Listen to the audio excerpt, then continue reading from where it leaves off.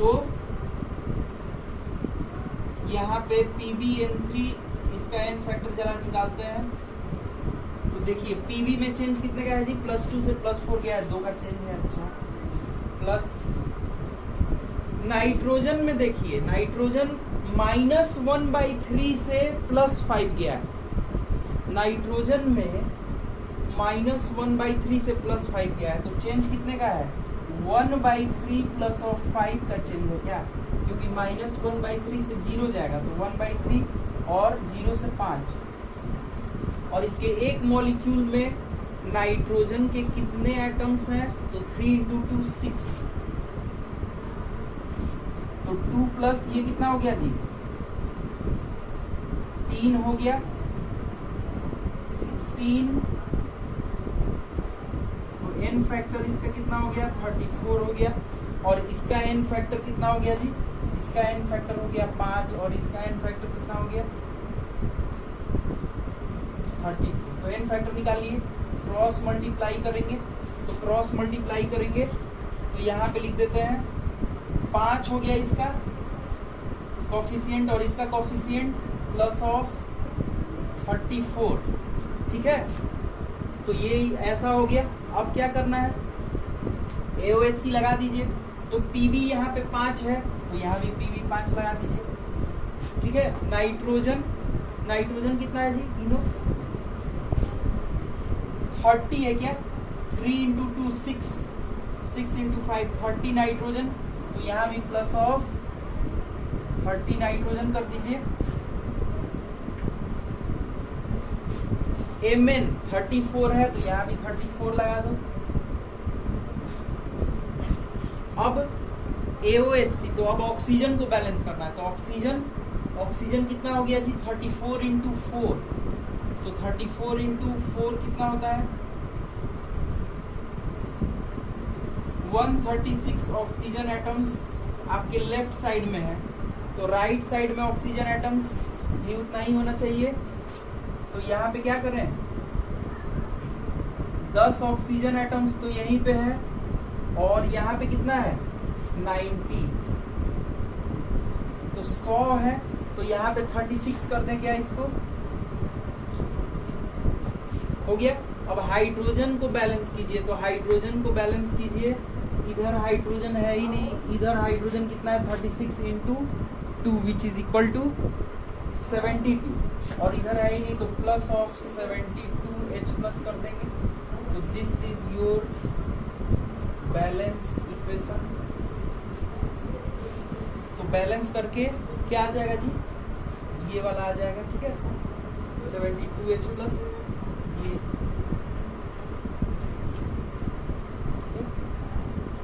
तो ये आ गया।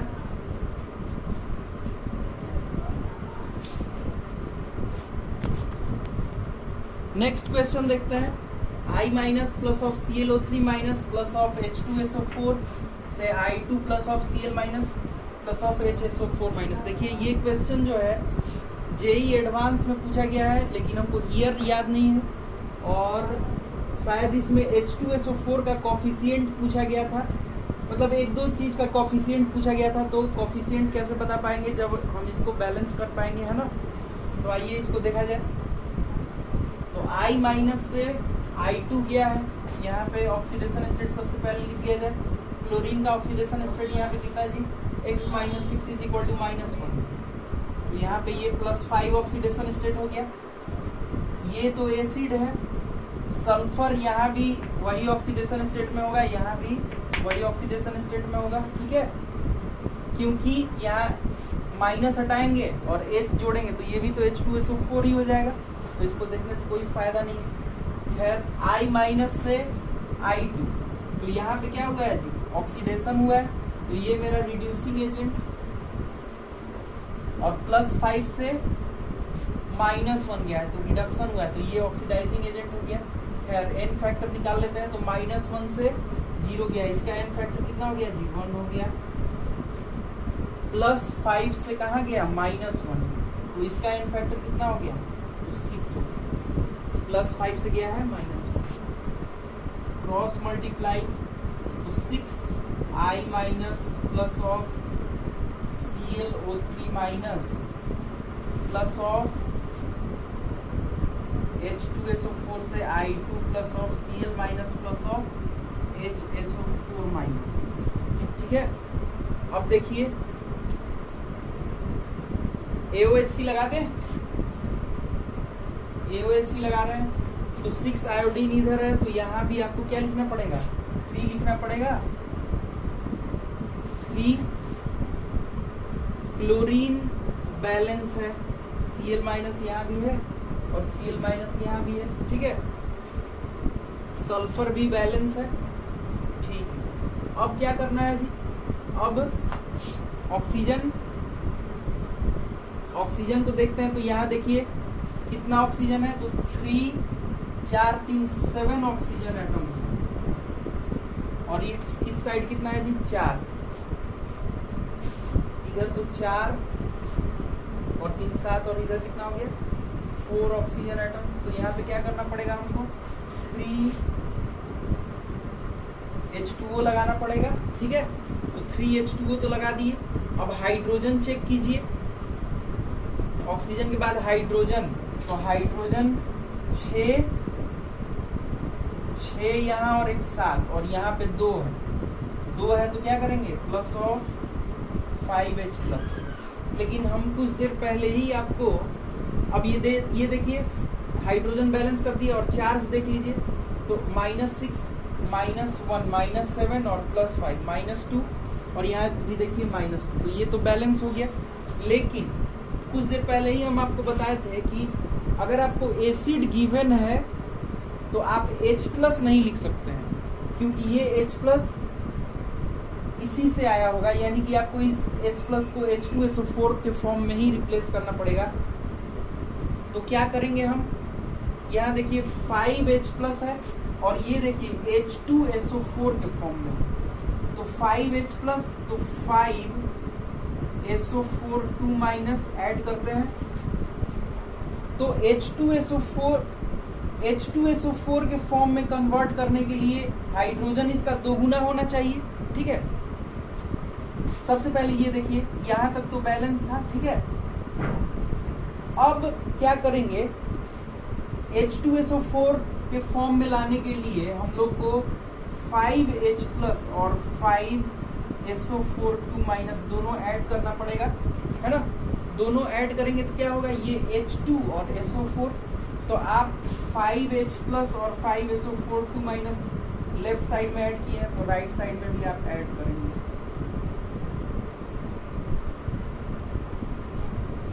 ठीक है, तो अब ये क्या बन जाएगा जी, ये सब मिला के क्या बन जाएगा, ये तो 5H2SO4 ये बन गया और ये एक H2SO4 तो 6H2SO4, तो ये क्या बन जाएगा, 6I- plus of ClO3- plus of 6H2SO4 gives 3I2 plus of Cl-। यहाँ देखिए 5, ये क्या बना देगा जी, 5H+ और 5SO4 2-, ये तो 5HSO4- बना देगा क्या, तो 5HSO4- और 1HSO4- 6HSO4- बन गया, प्लस ऑफ 3H2। ये मेरा रिएक्शन जो है ये बैलेंस हो गया, है ना। तो H2SO4 का कोफिशिएंट क्या आ गया, 6 आ गया। नेक्स्ट क्वेश्चन देखिए, I2 से I- प्लस ऑफ IO3- गया है।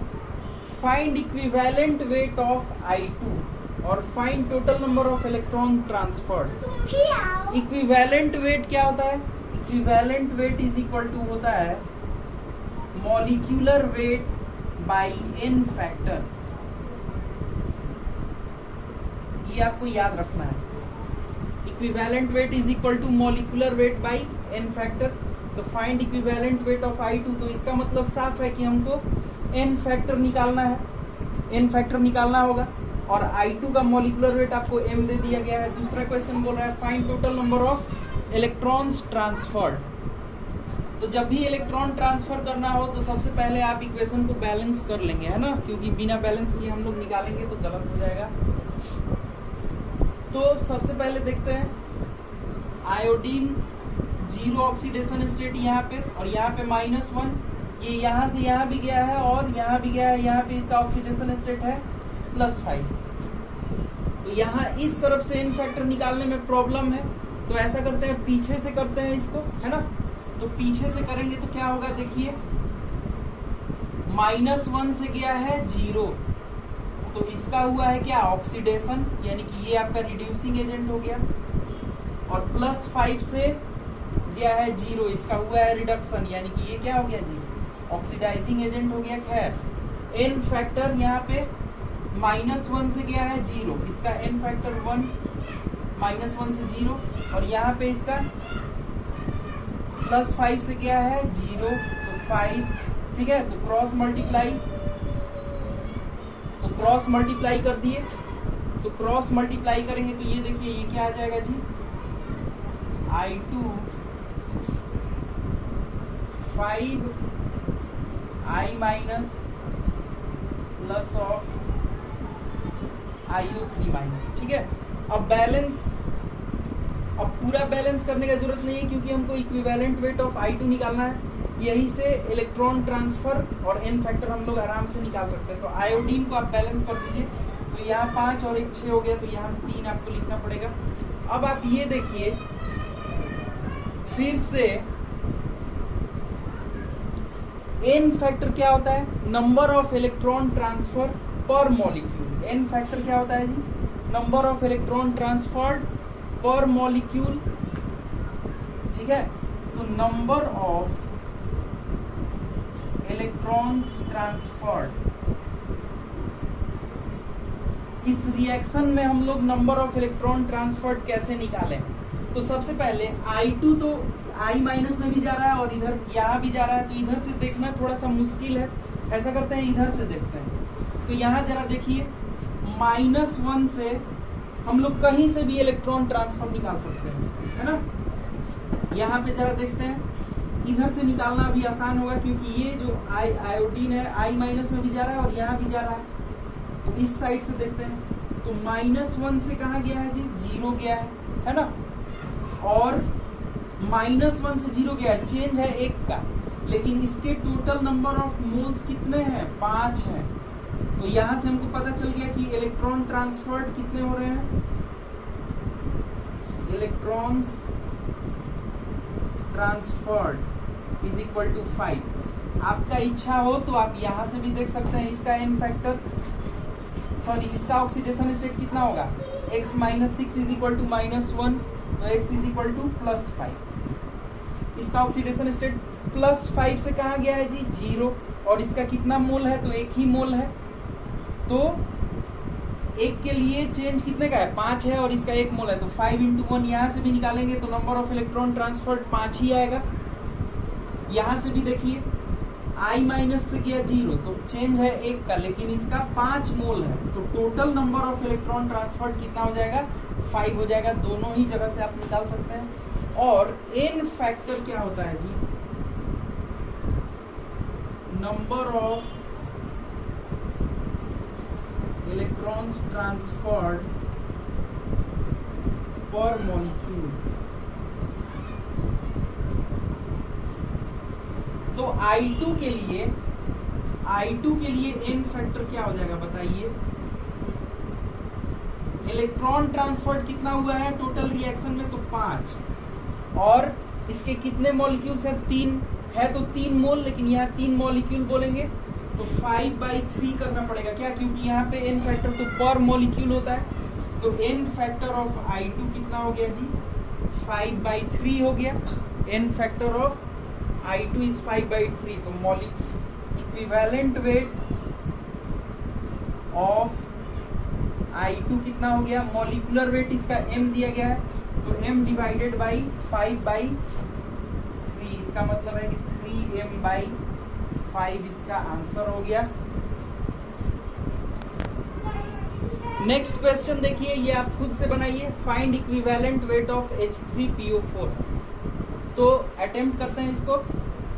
तो सबसे पहले यहाँ पे ऑक्सीडेशन स्टेट निकाल दिया जाए, है ना। तो फास्फोरस का तो यहाँ पे 1 × 3 तो 3 + x - 4 = 0, तो x - 1 = 0, तो x = +1। यहाँ +1 ऑक्सीडेशन स्टेट, यहाँ हाइड्रोजन +1, तो ये हो गया -3, ठीक है। यहाँ पे फास्फोरस का निकाल लीजिए, तो 3 + x - 6 = 0, तो x = कितना हो गया जी, +3। तो फिर से इस तरफ से n फैक्टर निकालने में प्रॉब्लम होगा, है ना, क्योंकि फास्फोरस यहाँ भी जा रहा है, यहाँ भी जा रहा है। ऐसा करते हैं, इधर से निकाल लेते हैं। तो यहाँ पे देखिए, यहाँ पे -3 से +1 चेंज कितने का है जी, -3 से +1 गया है, तो -3 n फैक्टर इसका 4 चेंज है, यहाँ पे 4, या +3 से +1, तो यहाँ पे n फैक्टर 2, तो ये हो गया 2 और ये हो गया 4, तो ये 1 हो गया, ये 2 हो गया, ठीक है। सिंपल रेशियो में लिख सकते हैं। आप चाहें तो 2 और 4 से भी मल्टीप्लाई कर सकते हैं, लेकिन बाद में तो काटना ही है। तो यहाँ 2 हो गया, 2 से मल्टीप्लाई किया, यहाँ 1 से, तो क्या बन जाएगा जी, PH3 + 2H3PO3। ये सब बहुत ही इंपॉर्टेंट क्वेश्चन है, एडवांस में इस टाइप का क्वेश्चन आपसे पूछा जा सकता है, तो ये ध्यान से देखना है। अब यहाँ पे H3PO4 का n फैक्टर निकालना, पूरा बैलेंस करने का कोई जरूरत नहीं है। बस यहाँ पे देख लीजिए, फास्फोरस यहाँ पे कितना है जी, फास्फोरस के ही तो ऑक्सीडेशन स्टेट में चेंज हो रहा है, बाकी हाइड्रोजन और ऑक्सीजन में तो नहीं चेंज हो रहा है। तो फास्फोरस का ही देख लेंगे, इसलिए फास्फोरस को बैलेंस कर लेना, 2 और 1 3, तो यहाँ 3 हो गया, ठीक है। अब यहाँ पे आप इक्विवेलेंट वेट निकालना है, तो molecular weight by n factor निकालना होगा।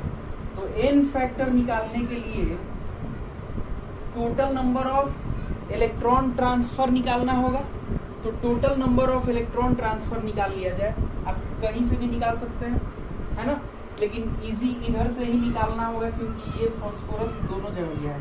तो देखते हैं, यहाँ पर देखिए, -3 से गया है +1, -3 से गया है +1, चेंज कितने का है जी,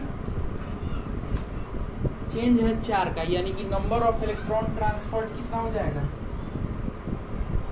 ट्रांसफर्ड 4 का हो जाएगा। आप चाहें तो यहाँ से भी देख सकते हैं, यहाँ ये +3 था और यहाँ पे कितना था जी, ये +1 था। तो चेंज कितने का है जी, 2 का चेंज है, लेकिन इसका 2 मोल है, 2 × है ना, तो 2 × 2 4 हो जाएगा। तो चाहे आप यहाँ से भी ऐसे भी करके इसको भी पकड़ के निकाल सकते थे, इसको भी पकड़ के निकाल सकते थे। तो +3 से +1, 2 का चेंज और इसका 2 मोल है, तो total number of electron transfer वैसे भी 4 हो जाएगा। तो नंबर ऑफ इलेक्ट्रॉन ट्रांसफर 4 हो गए, तो इसका n फैक्टर कितना हो जाएगा जी, n factor number of electron transfer 4 है, और पर मॉलिक्यूल होता है ना, तो इसके 3 है ना, तो 4/3 इसका n फैक्टर हो गया। अब इसका equivalent weight is equal to molecular weight of H3PO2 का मॉलिक्यूलर वेट 3, फास्फोरस कितना हो गया, तो 31, ऑक्सीजन 32, 16 × 2, तो ये कितना हो गया, 3 4 2 6, 66 आ गया क्या, चेक कर लेते हैं, 3 1 4 4 2 6, तो 66 divided by 4/3 which is equal to 66 × 3/4, तो ये आपका आंसर हो जाएगा। यहाँ पे और आप काट लीजिए, 22, यहाँ पे 2 11 33 आंसर आ जाएगा, ठीक है। यहाँ पे थोड़ा मिस्टेक हो गया है ना, 66, तो 66 × 3/4, तो ये हो गया आपको 2, तो ये हो गया 33, ठीक है। तो ये कितना हो गया, 99/2, नेक्स्ट क्वेश्चन देखते हैं। इसमें आपसे पूछा गया है कि सबका आप n फैक्टर बताइए, ठीक है। इन सबका आपको n फैक्टर बताना है, तो नंबर ऑफ, उसके लिए क्या करना पड़ेगा, नंबर ऑफ इलेक्ट्रॉन ट्रांसफर निकालना पड़ेगा, उसके लिए बैलेंस करना पड़ेगा। तो आइए इसको सबसे पहले बैलेंस किया जाए। सबका पूछा गया है तो पूरा ही बैलेंस करना पड़ेगा। तो ये तो जीरो ऑक्सीडेशन स्टेट +2, ये भी NO3 माइनस है, ये भी NO3 माइनस है, ठीक है। तो यहाँ नाइट्रोजन का ऑक्सीडेशन स्टेट तो +5 हो जाएगा। यहाँ पे नाइट्रोजन ऑक्सीजन -2 तो नाइट्रोजन +2। अब यहाँ से देखिए नाइट्रोजन यहाँ भी है और यहाँ भी है, तो इस तरफ से निकालने में प्रॉब्लम होगा। तो आइए इस तरफ से पीछे से करते हैं। तो इसका n फैक्टर कितना हो जाएगा जी, 2 हो जाएगा। क्यों? क्योंकि +2 से 0 गया है और नाइट्रोजन यहाँ भी +5 और यहाँ भी +5, क्योंकि दोनों ही NO3 माइनस है। +2 से +5 गया है, इसका n फैक्टर कितना हो गया जी, यहाँ से निकाला जाए +2 से +5, तो इसका n फैक्टर 3, क्रॉस मल्टीप्लाई, तो ये क्या बन गया जी, 3Cu NO3 twice plus of 2NO। अब हमको क्या करना है, तो AOHC लगा देना है, अप्लाइंग AOHC। तो नाइट्रोजन यहाँ पे 2 पहले कॉपर को कर लेते हैं, कॉपर यहाँ 3 है तो यहाँ भी 3, ठीक है। अब नाइट्रोजन को बैलेंस कीजिए, तो नाइट्रोजन कितना है, तो यहाँ पे 3 और 2 6 हो गया, 6 और 2 8, तो यहाँ पे क्या करेंगे 8 लिखना पड़ेगा, है कि नहीं। देख लीजिए 3 × 2 6 और 2, तो ये तो हो गया इन दोनों का काम।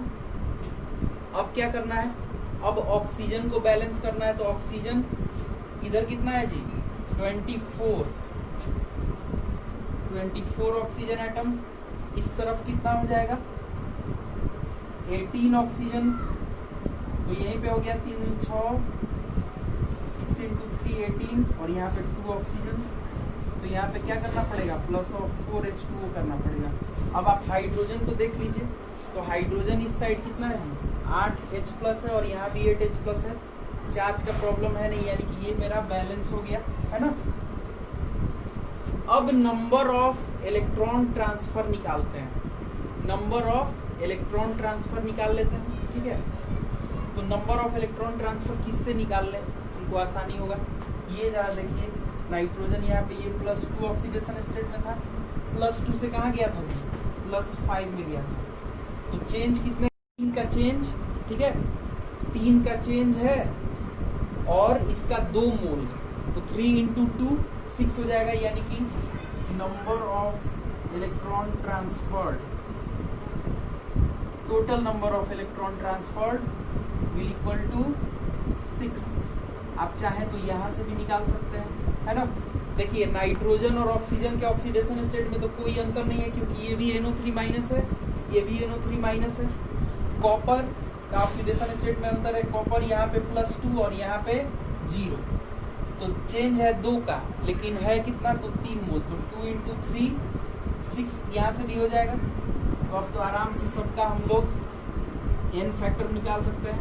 n फैक्टर क्या है, नंबर ऑफ इलेक्ट्रॉन ट्रांसफर्ड पर मॉलिक्यूल, तो नंबर ऑफ इलेक्ट्रॉन ट्रांसफर कितना है, 6 है और इसका मॉलिक्यूल 3 था, तो इसका n फैक्टर 6/3, इसका n फैक्टर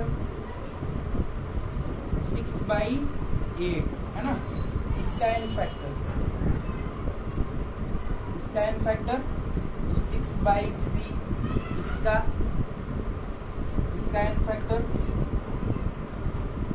6/2, इसका n फैक्टर 6/4। तो आज हमारा रिडॉक्स रिएक्शन खत्म होता है ना। नेक्स्ट क्लास में हम लोग ये सब क्वेश्चन को आप खूब अच्छे से प्रैक्टिस कर लीजिएगा, है ना, क्योंकि इसी में से एडवांस वगैरह में भी पूछा जाता है। आज हम लोग ज़्यादा topic advance point of view से ही किए हैं।